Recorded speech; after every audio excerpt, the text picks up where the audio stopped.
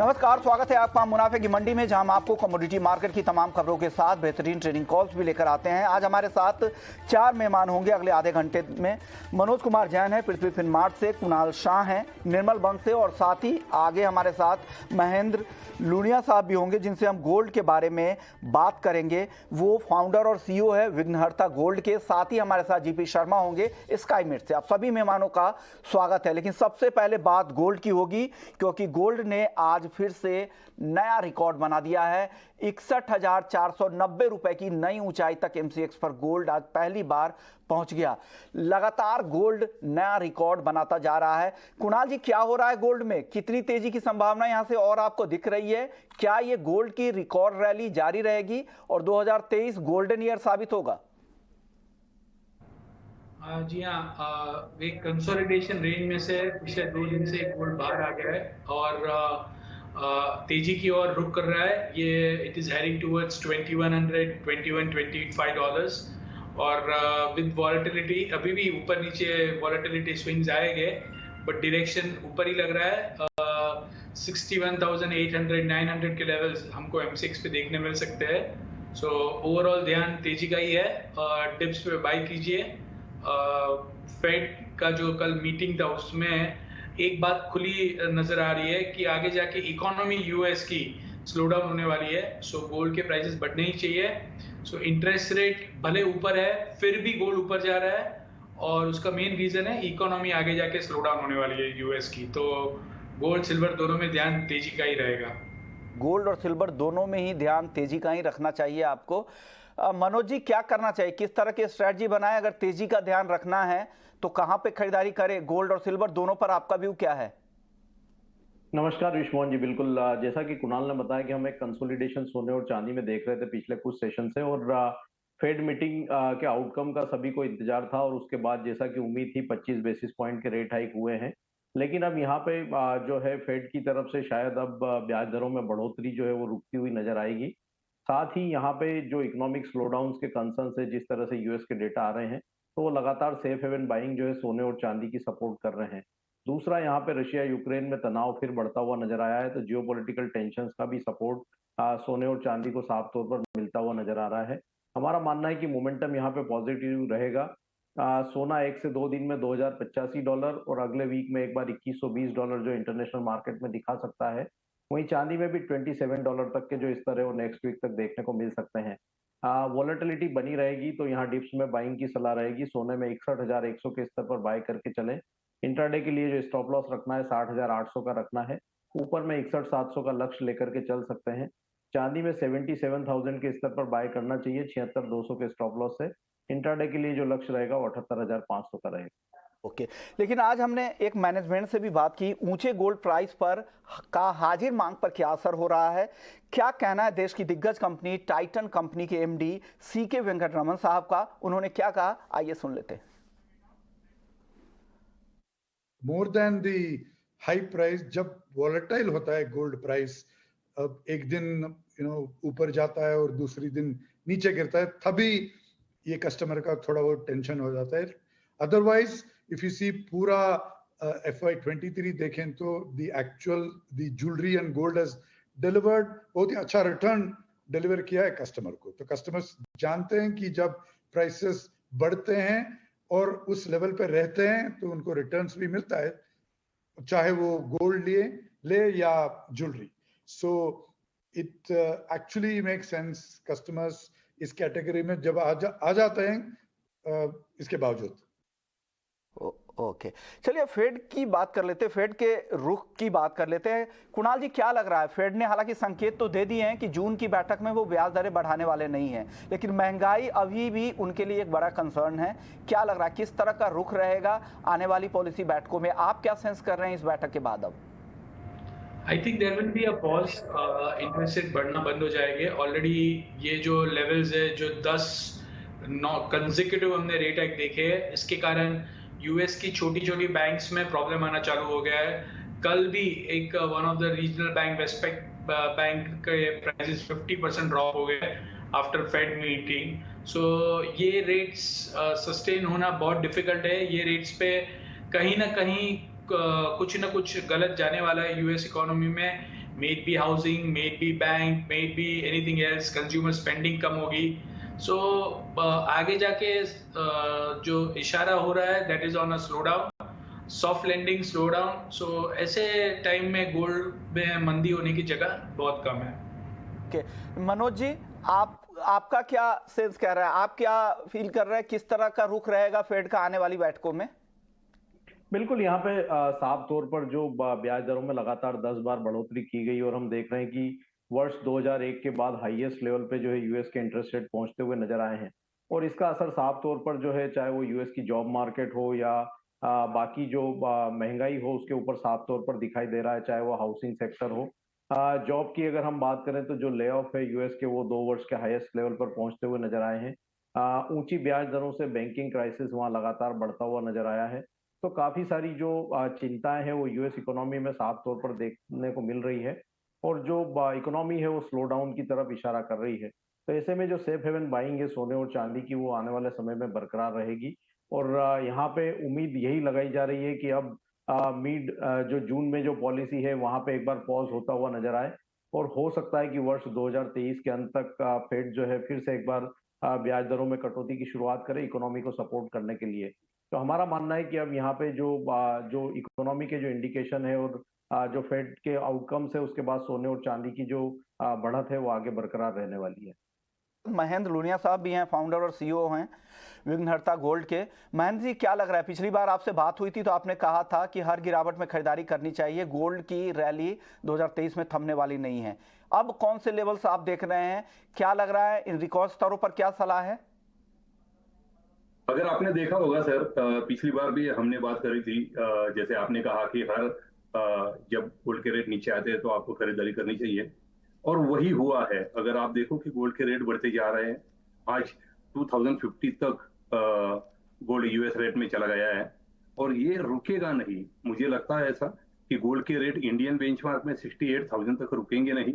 आगे के 2 महीने में आपको पॉसिबली 64,000 को क्रॉस करते हुए आगे के 6 महीनों में 68,000 का रेट देखने को मिल सकता है। मैं अगर बात करूं, यहाँ पे डिजिटली गोल्ड में बहुत बहुत बहुत डिमांड आती दिख रही है मुझे। अगर आप कंटिन्यूसली जो इन्वेस्टर है वो मूव करे, शिफ्ट कर रहे हैं कहीं ना कहीं अपना फंड पार्किंग के लिए गोल्ड में, और मैंने यहाँ पर कंटिन्यूसली बढ़ोतरी आती हुई देखी है। इसलिए मैं कहता हूँ कि गोल्ड में अभी भी आपको खरीदारी करनी चाहिए। पिछली बार भी मैंने कहा था, आज भी कहूंगा कि पार्टी तो अभी लिटरली शुरू हुई है, अभी तो मजे आने बाकी है। ओके, यानी पार्टी शुरू हुई है, ये पार्टी आगे भी चलेगी। गोल्ड की जबरदस्त मांग है। सर, अभी टाइटन कंपनी के मैनेजमेंट से बात हुई थी तो उन्होंने कहा था, हालांकि ऊपरी भाव पे मांग पे असर तो हाजिर में जरूर हुआ है, लेकिन आप कह रहे हैं कि डिजिटल बाइंग जबरदस्त आ रही है। तो सिर्फ डिजिटल में या हाजिर में उस तरह की डिमांड नहीं है जो वे स्पॉट में जो जाके ज्वेलरी स्टोर्स में खरीदते हैं, क्या वहां पर डिमांड कम है क्या इस बार? सर, जो स्टोर की बात कर रहे हो वहां पर तो मोस्टली गहनों की बात होती है, और अभी जैसे कि शादी का माहौल बढ़ रहा है और शादियां बहुत सारी आ रही है, उसके कारण थोड़ा बहुत वहां पर भी डिमांड है। हाँ, लेकिन लोग रुके हैं क्योंकि गोल्ड का रेट, जैसे आप अगर देखते हो ना, 2-5 हजार से गोल्ड के रेट बढ़ जाते हैं, तो डिमांड के लिए कस्टमर थोड़ा सा वेट करता है कि थोड़ा सा नीचे आ जाए और तब जाके मैं खरीदारी करूं। तो यहाँ पर हाजिर भाव में वैसे दिखेगा, लेकिन डिजिटल की बात क्यों कर रहा हूं मैं यहाँ पे, क्योंकि डिजिटल में मोस्टली जो गोल्ड के इन्वेस्टर्स है वो लोग इन्वेस्टमेंट करते हैं डिजिटली में, और इसके कारण यहाँ पर ग्राहकों की जो बढ़ाव है वो डिजिटली में बहुत बहुत हद तक बढ़ा हुआ है। मैं अगर अपने कंपनी की खुद की बात करूं तो 2000% का मुझे यहाँ पे इंक्रीजन मिला है मेरे कस्टमर बेस में। एक साल में ईयर ऑन ईयर बेसिस पे सर? जी, ईयर ऑन ईयर बेसिस पे। यानी एक जबरदस्त रुझान लोगों का दिख रहा है, एक ट्रेंड भी शिफ्ट हो रहा है, तो लोगों का डिजिटल के लिए भरोसा भी बढ़ रहा है, और एक मार्केट जो एक रियल टाइम प्राइसेस जो आप देख सकते हैं, प्योरिटी को लेकर चिंता नहीं है, सब तमाम जो फायदे हैं उसका भी फायदा है, स्टोरेज कॉस्ट नहीं है आपका। सर, अब चांदी की बात कर लेते हैं। चांदी भी जबरदस्त तेजी के मूड में दिख रही है, क्या लग रहा है चांदी जल्द 80,000 पार करेगी, और आपका क्या टारगेट है इस साल के लिए 2023 में? 2023 के लिए मैं अगर बात करूं तो जैसे पिछली बार भी आपने बात करी थी, 1 लाख रुपए के तक जाने की संभावना चांदी में भी मुझे दिख रही है। 80,000 तो जल्द ही क्रॉस कर देगा। $26 के ऊपर कॉमेक्स में ट्रेड हो रहा है।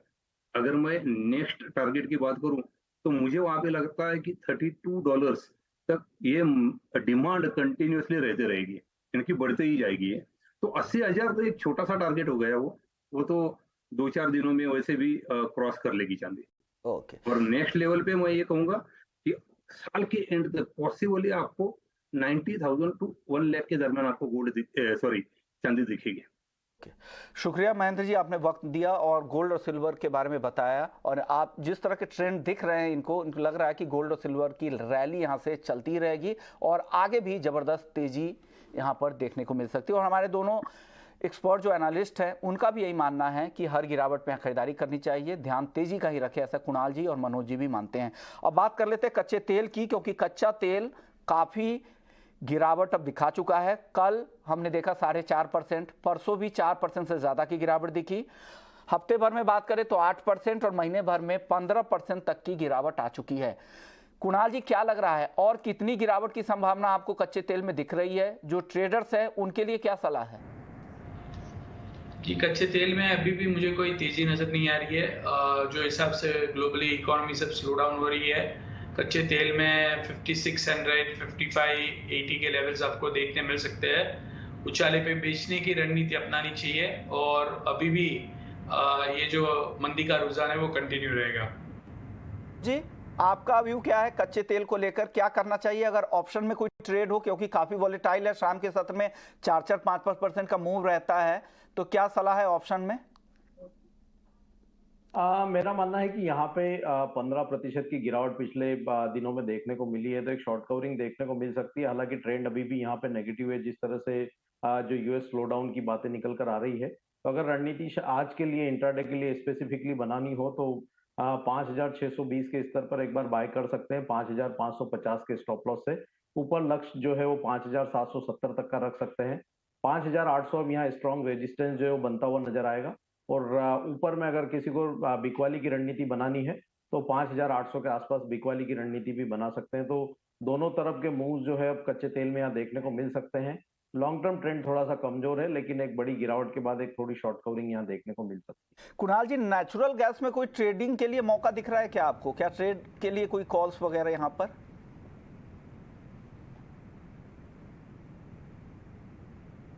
कुणाल जी, अनम्यूट करके जवाब दीजिएगा। नेचुरल गैस में कोई ट्रेडिंग कॉल? जी, नेचुरल गैस पे भी मेरा ध्यान वीक का ही है। मुझे लग रहा है कि कोई तेजी सस्टेन नहीं होगी और नेचुरल गैस में भी 170, 168 तक के लेवल देखने मिल सकते हैं। मेहमान बने हुए। सबसे पहले बेस मेटल्स पे की चाल देख लेते हैं। बेस मेटल्स में आज हालांकि दायरे में ही कारोबार हो रहा है। कॉपर एक ऐसा काउंटर है जहां पर खरीदारी दिख रही है 740 रुपए के ऊपर। कुणाल जी, कुछ पसंद आ रहा है मेटल में आज? नहीं, अभी भी सेल एंड राइज का ही व्यू है। कॉपर 743, 44 के बीच में बेचना चाहिए 735 के टारगेट्स के लिए। अभी भी कोई तेजी नजर नहीं आ रही है। उछाले पे बेच के काम करना चाहिए। जहाँ पे विश्व की सब इकोनॉमी स्लो डाउन हो रही है तो मेटल्स में कोई तेजी का रुझान नजर नहीं आ रहा है। यानी स्लो डाउन की चिंता बनी हुई है, जिस तरह से जियोपॉलिटिकल कंसर्न है, ऐसे में मेटल में तेजी की संभावना नहीं दिख रही है। उछाल पर कॉपर बेचने की सलाह कुणाल जी की तरफ से है। मनोज जी, आपकी पिक क्या होगी? टॉप पिक अगर कोई मेटल में चुनना हो तो? यहाँ पे एल्यूमिनियम में अगर 209 के आसपास के अगर स्तर मिले तो वहां बिकवाली करके चल सकते हैं 204 के लक्ष्य के लिए। स्टॉप लॉस जो लगाना है 211 का लगाना है। ऊपरी लेवल्स पर यहाँ पे बेस मेटल्स में फिर एक बार दबाव बनता हुआ नजर आएगा। चलिए, अब बेस मेटल्स के बाद अब सीधे मौसम के मिजाज को समझते हैं। हमारे साथ जीपी शर्मा साहब है स्काईमेट से। सर, स्वागत है आपका, आपने वक्त दिया हमें। सर, मौसम का मिजाज जिस तरह से बदला है, दिल्ली में सुबह में कोहरे की स्थिति ऐसी थी, आप तो दिल्ली एनसीआर में ही हैं, वहां पर ऐसा लग रहा था कि जनवरी की सर्दी चल रही है। क्या हो रहा है सर? ये मौसम इतना क्यों बदल गया है? जी विश्वमोहन जी, ठीक कहा आपने। सुबह करीब करीब जीरो विजिबिलिटी वाला मौसम था। दृश्यता कुछ भागों में थी, जैसे नोएडा जैसी जगह में जीरो विजिबिलिटी, और मेरे ख्याल में काफी और दिल्ली एनसीआर के क्षेत्रों में गुड़गांव समेत काफी देर रात से या सुबह सुबह से कोहरा छाया रहा। बहुत ही असामान्य सी बात है, क्योंकि मई के महीने में प्री मानसून के दिनों में ऐसा देखने को नहीं मिलता है। लेकिन परिस्थितियां शायद कुछ ऐसी बनी, बहुत ही भिन्न, जिसके कारण ऐसा हुआ। मैं मानता हूं कि हमारा पिछले काफी दिनों से दिल्ली एनसीआर का मौसम जो है आप देखेंगे तो लगभग तापमान सामान्य से 13, 14, 15 डिग्री तक नीचे आ गए थे। अभी भी सामान्य से लगभग 9 डिग्री कम है। तो लगातार क्योंकि पिछले कुछ दिनों से बरसात भी हो रही है, कल भी अच्छी बरसात हुई, तो हवा में नमी बहुत ज्यादा है। फॉग का कारण केवल दो होते हैं, एक तो नमी बिल्कुल फुल होनी चाहिए लगभग 95% या उससे ज्यादा, हवा कम गति होनी चाहिए उसकी, बस उसके बाद तो यही परिस्थितियां अनुकूल होती हैं फॉग बनने के लिए। और 100% ह्यूमिडिटी थी कल शाम को सफदरजंग ऑब्जर्वेटरी ने जो रिकॉर्ड की। और आज सुबह का तापमान बोले तो 16 डिग्री से भी कम तापमान सफदरजंग का 15.8, जो कि सामान्य से एक बार फिर लगभग 7-8 डिग्री कम है। तो इन्हीं परिस्थितियों के चलते ऐसा देखने को मिला हमें। हालांकि ऐसे किसी की फोरकास्ट करना तो मुझे नहीं लगता कि कोई मुमकिन है। जी ओके सर, जिस तरह से बदलाव हो रहे हैं सर, ये किस बात के संकेत मिल रहे हैं? और इन सब का असर क्या मॉनसून सीजन जब जून से शुरू होगा उस पर तो असर नहीं देखने को मिलेगा? और क्लाइमेटिक कंडीशन की बात करें तो एग्री के लिए किस तरह के क्लाइमेटिक कंडीशन है ये? विचार में तो हालांकि असामान्य सी स्थितियां जरूर बनी हुई हैं। मौसम जो हमें पिछले लगभग 10-12 दिनों से देखने को मिल रहा है, ये नॉर्मल जो प्री मानसून का मौसम तो बिल्कुल नहीं है। देश के अलग अलग भागों में और लगभग सभी भागों में ही काफी गतिविधियां देखने को मिली हैं। दिन रोज का जो रेनफॉल है पिछले 3 दिनों से लगभग 6 मिलीमीटर 7 मिलीमीटर, जो कि मानसून के दिनों में ही देखने को मिलता है देश भर में। इसी तरह देश के किसी भी लगभग पिछले 5 दिनों से कहीं भी तापमान 40 डिग्री तो हुआ ही नहीं, 40 से भी कम। पिछले भी 37 डिग्री है, कल का भी सबसे ज्यादा, और उससे कल परसों का भी 37 डिग्री था। तो ऐसी परिस्थितियां हमें देखने को मिलती नहीं है। लेकिन रीजन यही है कि मल्टीपल वेदर सिस्टम जो है, चाहे नॉर्थ की बात करें तो पश्चिमी विक्षोभ है, उसका सर्कुलेशन है। दक्षिण भारत की बात करें तो उसमें पेनिनसुलर इंडिया की जो ट्रफ होती है, सीजनल ट्रफ होती है, वो बहुत एक्टिव है। ईस्टर्न पार्ट्स की बात करें तो जो बे ऑफ बंगाल का एंटी साइक्लोन होता है वो भी एक्टिव है। तो कुल मिला के सभी का इन्फ्लुएंस एक साथ देखने को मिल रहा है, जिसके कारण एक ये देश भर के भिन्न भिन्न भागों में हमें काफी गतिविधियां देखने को मिली। लेकिन मेरा अंदाज है कि अब आने वाले दिनों में, और विशेषकर 8 तारीख और 3 दिन के बाद से काफी सारा हमें रिलीफ देखने को मिलेगा। शुरू में देश के पूर्वी भागों से, मध्यवर्ती भागों से, जैसे अभी इस वक्त एक्टिविटी अगर कम सबसे है तो गुजरात में है, बाकी क्षेत्रों में है, लेकिन सुधार देखने को मिलेगा अगले 3 दिन में। उत्तर भारत में अभी नहीं मिलेगा, थोड़ी सी ब्रेक होगी, लेकिन एक और पश्चिमी विक्षोभ है, इसलिए 6, 7, 8 तारीख तक उत्तर भारत में फिर हमें वेदर एक्टिविटी देखने को मिलेगी। आपने पूछा कि इसका कोई मानसून पे असर पड़ेगा या नहीं। मेरा व्यक्तिगत विचार ये है, जो मैं जहां तक जानता हूं या मेरी स्टडी है, अभी मानसून आने में थोड़ा वक्त है। हालांकि जो समुद्री क्षेत्र हैं, कभी कभी तो 15 मई के आसपास मानसून आता है। अंडमान निकोबार आइलैंड जो द्वीप समूह है वहां आता है, लेकिन मेनलैंड आने के लिए 1 मई जो सामान्य डेट है, अभी उसमें वक्त है।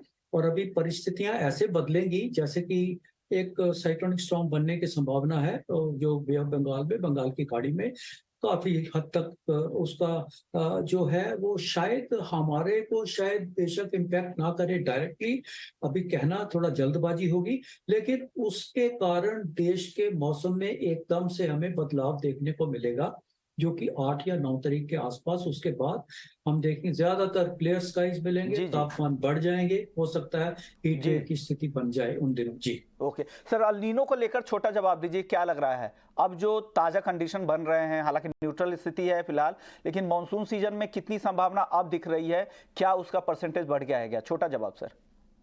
परसेंटेज आगे से बढ़ गई है। पहले अगर हम कहते थे 60% है, अब तो मैं कहता हूँ कोर मानसून मंथ्स जुलाई और अगस्त, उसमें 80% उसकी संभावना बढ़ गई है।